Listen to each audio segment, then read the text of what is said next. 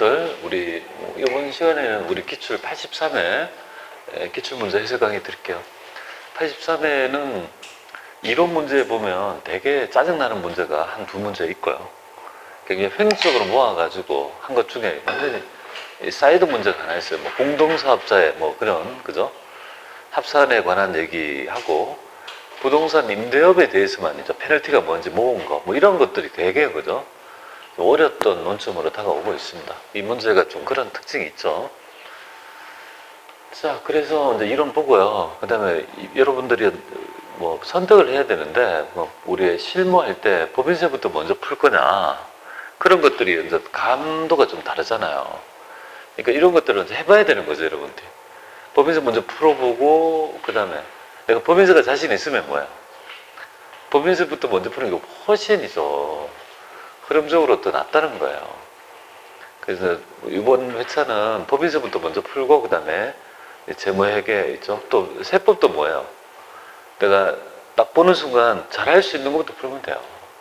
일단 그 말의 의미는 뭐냐면 주어진 시간 내에 득점을 일단 득점이 높은 항목부터 먼저 푸는 것들이 요령이지 않겠습니까?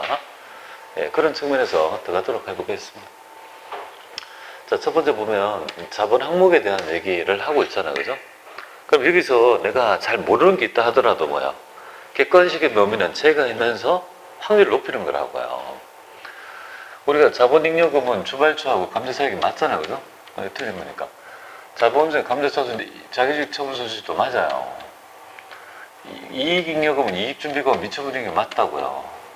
근데 기타 포괄손익 노계액에 보면 얘는 맞는데 얘는 뭐예요? 잘 모르겠다 이 말이야. 출자 전 재무가.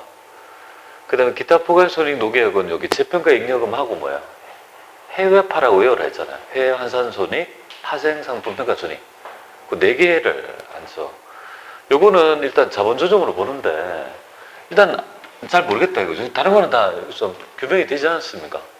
그럼 그렇게 확률적으로 있죠. 맞을 수 있는 걸 이렇게 체크할 수밖에 없는 거 아니에요. 내가 잘 몰랐다면. 그죠? 그렇게 해서 문제를 득점 확률을 높여가지고 객관식에 대비하시면 돼요. 자, 이렇게 하나 하고요. 그럼 두 번째 보겠습니다. 얘가 물어보는 거는 뭐냐면 사채 발행에 따라 가지고 1차 연도에 상각할 거 있죠? 상각할 금액은 얼마예요? 라고 물어보는 거예요. 이자율의 차이 있잖아요. 때문에. 그러면 여기서 알아야 될 점은 1차 연도에 상각될 사채 할인 발행 자금이니까 그럼 발행가액을 구할 줄 알아야 되잖아요. 적게 얼마를 받았느냐. 그리고 그 금액에 시장 이자율로 있죠. 시장 이자를 측정하면 이자 비용이 나오잖아요. 근데 실제 이자는 차이가 상각이 되잖아요. 그걸 머릿속에 뭐 당연히 알아야 될 개념이죠. 그럼 발행가액을 구해야 볼 수 있어야 되는 거 아니에요.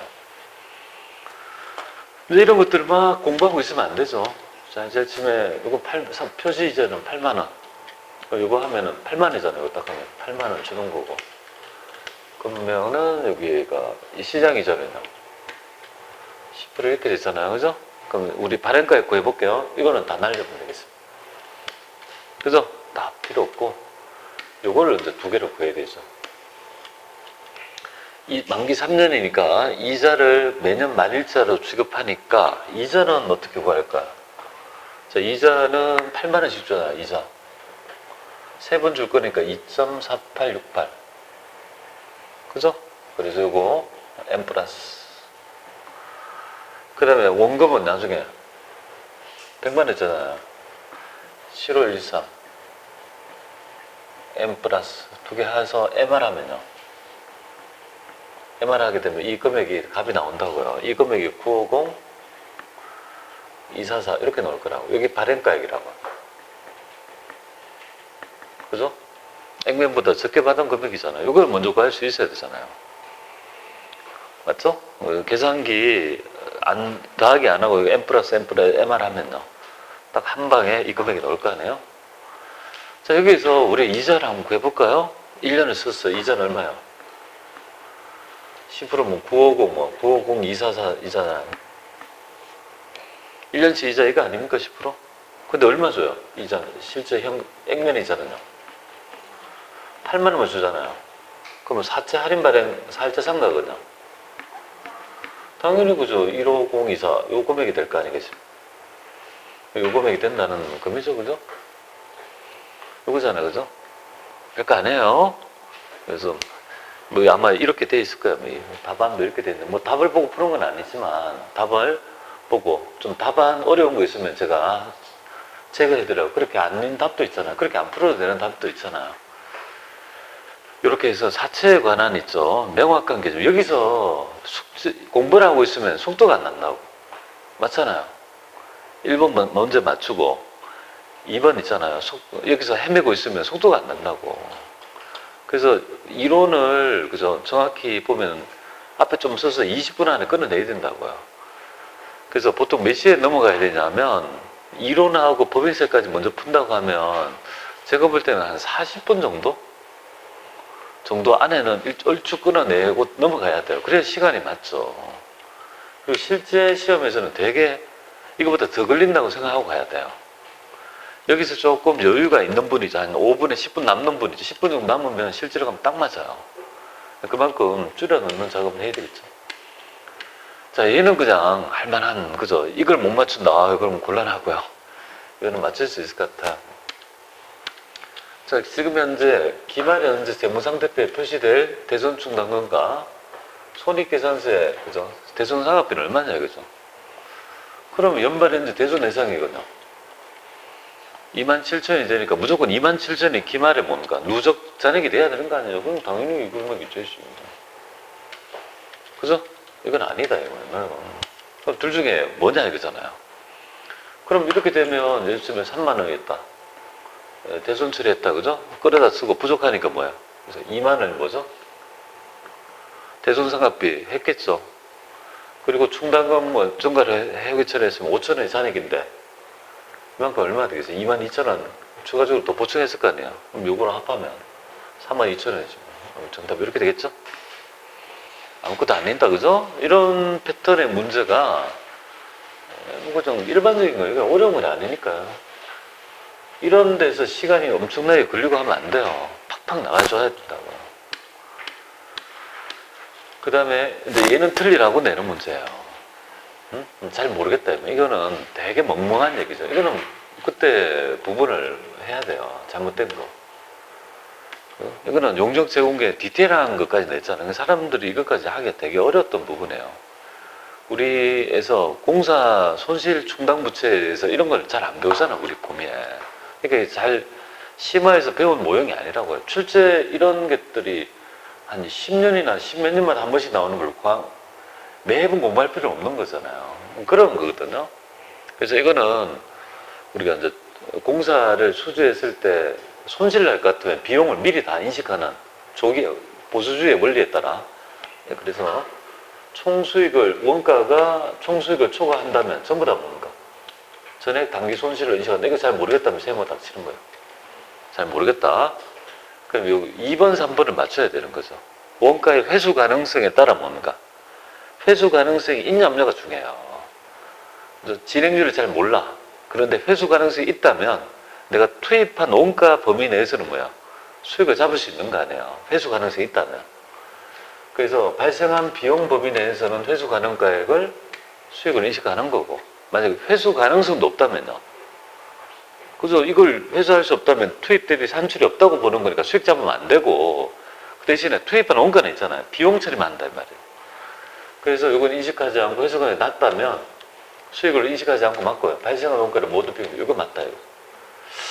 요것도 맞고 얘도 맞다는 정도는 알아야지 이거를, 그죠? 1번하고 여기를 두 개 중에서 고를 수 있는 나름대로의 선택지가 나올 거 아니겠습니까? 그래서 이제 거래 성과를 신뢰성 있게 추정할 수 없었어요. 그러니까 뭐 진행 정도라 했지 진행률을 잘 몰랐다 이 말이에요. 그런데 어떤 상황에 따라 뭔가 그 진행률을 합리적으로 추정할 수 있다면 어떻게 해야 됩니까? 몰라가지고 못했는데 알았다면 그걸 다시 적용해서 있죠. 전지법에 따라가지고 배분하든지 해야 되는 거 아니겠습니까? 그죠? 그러니까 해소될 불확실성이 해소된 경우라 하더라도 진행 기준을 재적용할 수 없다. 이거잖아요. 그럼 한 번 불확실하면 영원히 안 된다 이 말이에요. 말이 안 되잖아요. 뭔가 여기가 조금 조금 더 이상하다는 느낌 들잖아요. 얘는 잘 모르겠다 하면. 그러면 우리는 그냥 이렇게 하고 가야 할 수밖에 없는 거예요. 그러니까 이런 문제는 어차피 디테일한 멍멍한 문제죠. 내가 이걸 맞았는지 안 맞는지 잘 모르겠다는 문제가 많으면 많을수록 답답한 거예요. 그런데 이 회차에 보면 이런 문제가 이것도 포함해서 한 3문제 정도 되잖아요. 그러니까 조금, 그런데 이렇게 봐요. 그 자금이 한두 문제가 전체를 흔들면 안 되죠. 꼬리가 몸통을 흔들면 안 된다고요. 내가 딱 보고 얘는 좀 다들 어렵구나. 그러면 뭐야? 버릴 수 있어야 돼요. 너무 신경 쓰지 마세요. 버려야 된다고. 이걸 계속 쉬고 있으면 욕심을 가지면 뭐예요? 계속 시간이 가잖아요. 이거보다 훨씬 적은 시간에 득점을 할 수 있는 부분이 많잖아요. 정 그렇다면 나중에 정말 시간이 남으면 다시 보라 이 말이에요. 좀 더. 근데 시간이 남던가요? 절대 남을 수 없어요. 그런데 이론을 뒤에 풀면 어떻게 돼요? 이거 그저 읽어보지도 않고 막 나가잖아요. 그냥 반타작 하겠습니까? 그러니까 이론부터 푸는 거예요. 그 시간을 할애해서 어느 정도 득점이 되는데도요. 실기라는 거는 선택 여지가 없다고요. 100% 주관식 아닙니까? 실기라는 게 기능을 한 번만 잘못하면요. 빵점이잖아요. 근데 이 주관식은 어때요? 그래서 선택지를 몇 개를 제거하고 조금 볼 수 있잖아요. 그러니까 확률이 더 높다 이 말이에요. 그러니까 사람들은 이런 사람 있죠. 실기가 70점이니까 실기부터 한다는 이상한 논리 있죠. 그 말도 제가 볼 때 말이 안 되는데 이론도 안 되는 사람은 뭐 실기를 해. 그죠? 그거는 너무 단편적인 생각이에요. 그래서 내가 혹시 이전에 실기부터 했던 분이 있으면 해보시고 득점이 어디가 더 잘 나오는지를 보고 더 나은 쪽으로 하세요. 그걸. 근데 기초를 처음부터 저한테 배운 분들은 모르죠. 뭐 그렇게 제가 다 이론부터 하라 하니까. 근데 해보시고 더 나은 쪽으로 하세요. 자, 그 다음에 우리 한 3, 4년마다, 2, 3년마다 한 번씩 뭐예요? 현금 흐름표가 나온다 했잖아요. 그거 이용해. 근데 못 맞출 문제는 아니라고. 재무활동은 뭘까요? 재무활동으로 인한 현금의 회로 틀린 거. 재무활동이라는 거는 돈을 유입하는, 자금을 차입하는 활동. 이런 활동이 일반적이죠. 그래서 영업활동, 투자활동, 뭐 이런 거 있잖아요. 그죠? 그래서 유형자산. 이거는 뭐죠? 유형자산이 뭐죠? 투자활동이잖아요. 이거 자금을 차입하는 거, 차입금, 주식, 전부 다 뭐예요? 재무에 관계된 거고, 이거는 투자활동이에요, 투자활동. 건물을 사고 파는 거 있잖아요. 이건 투자활동의 원리죠. 이게 성격이 구분되는 거 알 수 있잖아요. 딱 봐도 직관적으로 알 수 있는 부분이에요. 그러니까 여기에 있는 사람은 객관식 문제는 되게 어려운 부분이에요. 이걸 그저 대충 하는 사람들 있죠. 이런 문제를 대충 하는 사람들은 여기 5문제 중에 3문제, 4문제를 틀릴 수 있어요. 사채를 몰라요. 그러면 안 돼. 자본도 잘 몰라. 아까 전에 뭐 출자자본 몰라가지고. 이것도 해본 적이 없어. 그럼 여긴 당연히 틀리고, 그럼 뭐를 맞춰? 대손상합회 하나 맞춥니까? 그냥 열심히 풀었는데 득점률이 형편없잖아요. 그렇게 돼요. 그러니까 사람들이 뭐냐면 이런 거 있잖아요. 나는 이런 사람 있잖아. 합격률이 나는 이런 문제 못해 10개 정도는 맞을 것 같아. 대충 풀어놓은 거 보면. 근데 실제로 보면 한 6개, 7밖에 안 맞는 거 있죠. 오차가 너무 큰 거 있잖아요. 또 특히 있는 사람. 난 12개 정도 맞을 것 같아요. 몇 개 맞았냐고. 한 푼기 12개쯤 되니까 한 그 정도는 맞을 것 같아. 이렇게 얘기하더라고. 근데 실제로는 7개밖에 못 맞는 거예요. 왜? 풀었다고 맞습니까? 풀었다고 맞는 게 아니라고요. 그러니까 그게 착각이지. 그게 난이도의 차이잖아요. 우리 이런 거를 경험하고 들어가야 돼요. 되게. 자, 그 다음에 이런 거 있잖아요. 이런 게 이제 원가가 나와요. 원가 하나 딱 보는 순간 둘, 셋. 아, 이게 좀 그저 변수가 있네요. 요거는 또 이제 이 사람이 되게 치사하게 낸 거예요. 이거 어렵게 낸 거예요. 시간을 그죠? 잡아먹게 하는 거예요. 요거 문제가. 그 다음에 얘는 활동기준원가 의사는요, 이제까지 이 탑픽에서 나온 적이 거진 없단 말이에요. 그러니까 이건 뒤통수 때리는 문제를 왜 이렇게 내죠? 우리가 강의는 제가 드렸지만, 활동기준원가 계산이 뭔지는 말씀드렸는데, 그 다음에, 그죠? 계산 문제 이렇게. 여기까지 괜찮았어요. 근데 세법 가보니까 욕이 나오던데? 약간, 욕 나오는 문제가 2문제 있던데? 그런 거. 자, 풀어보겠습니다. 어떻게 푸는지 또, 이걸 왜 다 자꾸 푸는 줄 아세요? 우리 시험은 반복이라고요. 대부분 어제 우리 시험 칠 때도 비슷한 문제 나왔잖아요. 대부분 그런 식이니까 그 패턴을 이해를 해야 되죠. 6번부터 좀 보겠습니다. 얘는 지금 단위동원가를 구하라고 했잖아요. 그러면 평균법은 합해가지고 총원가를 가지고 배분하죠. 단위당을 내는 거잖아요. 뭐든지 간에 뭐야, 완성법 한산량은 구해야 되죠. 그래서 평균법 이렇게 딱. 그리고 동정석이 모두 가운데면 좋아요. 그러면 물량을 볼게요. 물량은 완성은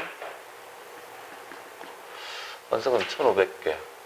그 기말은 500개 이렇게 되네요. 1하고 1 이렇게 되고요. 1하고 0.40% 이렇게 되네요. 그죠? 그럼 재료비 가운데 보겠습니다. 1500개. 이 평균법 정도는 그냥 이걸 안 보여도 알 수 있을 것 같은데, 그죠? 이 2000개고, 이거는요, 1700개 이렇게 되잖아요. 그럼 원가를 배분할 때 이거 2개 더 하고, 40만원 더 하고, 이거 더하면 17, 뭐야? 그죠? 2000개 40만원이니까, 200원. 요거니까, 100원이 딱 맞아서 떨어졌잖아요. 눈치가 딱 보이잖아요. 뭐.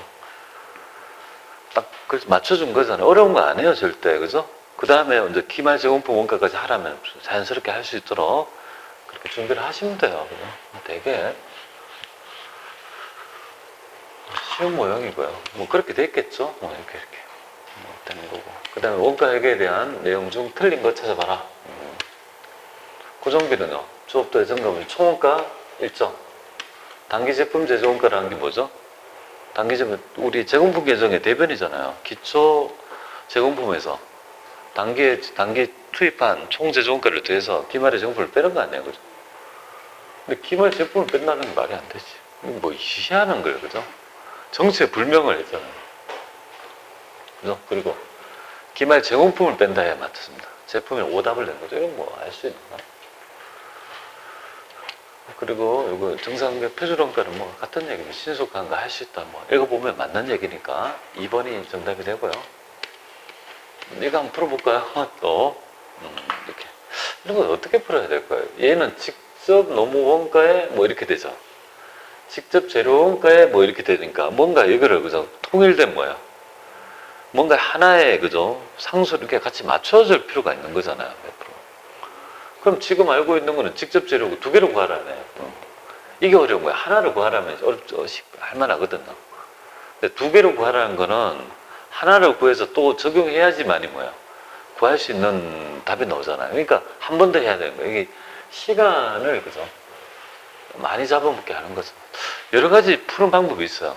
이렇게 풀어도 되고 저렇게 풀어도 되고 하여튼 방법이 있는데, 뭐 저 같으면 이거를 그냥 직접 재료비를 A, 이걸 A, 이거를 B, C 이렇게 할까요? 직접 재료비, 직접 제조간접비 원가 토탈이 뭐야? A, B, C 합계가 그죠? 187만이다 이 말이잖아요. 그럼 볼게요. 자, A 더하기 B 더하기 C가 얼마란 말이야? 187만 5천 이렇다 이 말이잖아요. 그렇죠? 그런데 이걸 보니까 어떻게 돼 있어요? 가공비는 직접 재료비에 뭡니까? 가공비는 직접 재료비에 200%다 이 말이잖아요. 그럼 가공비의 의미가 요거 아니에요? 요거 아니에요, 요거? 가공비잖아요, 가공비. 맞잖아요. 근데 이걸 이렇게 바꿀 수 있는 거 아니에요? 그럼 A 플러스 뭡니까? 2A 187만 5천원 이렇게 할 수 있는 거 아니에요? 맞잖아요, 여기 보니까. 가공비는 직접 재료비에 뭡니까? A에 그죠? 200%라고 했어요. 그러니까 바꿀 수 있는 거잖아요. 그러면 A가 뭐예요? 직접 재료비는 이렇게 구할 수 있는 거잖아요. 직접 재료는 62만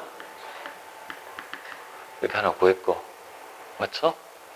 그러면 이제 B 직접 노무비를 구해야 되잖아요. 그럼 직접 노무비는 말 그대로 여기에 A 더하기 C는 180 이렇게 하나 했고요. 187만 5천원이면 여기 보니까 제조 간접비는 나. 지금 그럼 A는 얼마란 말이야? 62만 5천 원 이렇게 오잖아요. A는 구했잖아요. 그리고 B는 B 플러스. 근데 이제 제조 간접비는 직접 노후비에 뭐야?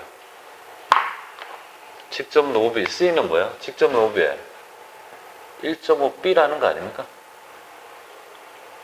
맞잖아요. 이렇게 하면은 이 금액이 185만원이다 이 말이죠. 187만 5천 이렇게 되는 거 아니에요. 그래서 이거 2.5B를 치환해서 B를 뭔가 직접 노후비를 하게 되면 그거 50만원이 나와요. 그죠? 이 방법은 그냥 제가 할 때 그냥 제가 생각할 때 이렇게 푸는 거고 또 다르게 할 수도 있겠죠. 뭐 어떻게 해도 뭐 그거는 하기 나름이지 뭐. 근데 모르겠어 그냥 이렇게 하면 좀 더 편하지 않을까라는 생각도 하고 또 여러분들이 개인 직관적으로 더 잘 할 수 있는 방법이 있으면 풀어낼 수 있으면 되잖아요. 근데 너무 오랜 시간이 걸리면 안 되고 알겠죠? 너무 오래 걸리면 안 돼. 한참 풀 것 같거든요. 근데 계속 하면 5분, 6분 지나간다고. 6분, 7분 만에 맞추면 의미가 있습니까? 6분 만에 맞추면 그저 바보 같은 짓이에요.